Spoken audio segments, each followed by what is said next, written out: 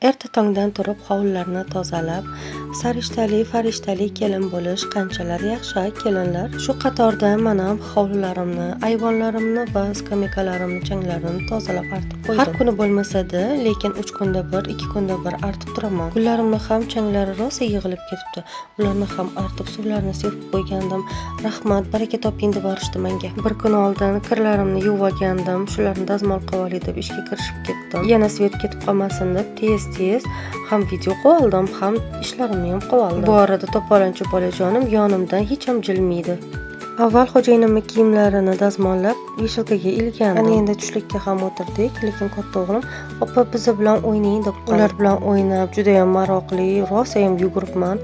Qizni necha kiloga ozdim bilmayman. Shumtakalarim meni rosa yugurtirishdi. Hovlimni atrofi u yog'i bu yog'i bormi? "Hap senlar nima deb cho'miltiraman sizlarni" deb hozir rosa cho'miltirib bo'ktirdim. Mana endi suvga tushgan mushukdek o'tirishligini qarang bularni. Kichkintoyman mana akalarimdan qolishaman deb rakvinaga o'tirib olganini desangchi. Uni ham issiq kunda oyoq qo'llarini chayib, keyin ovqatga unnab ketdim. Kechki taomimga xonim manti qilgandim.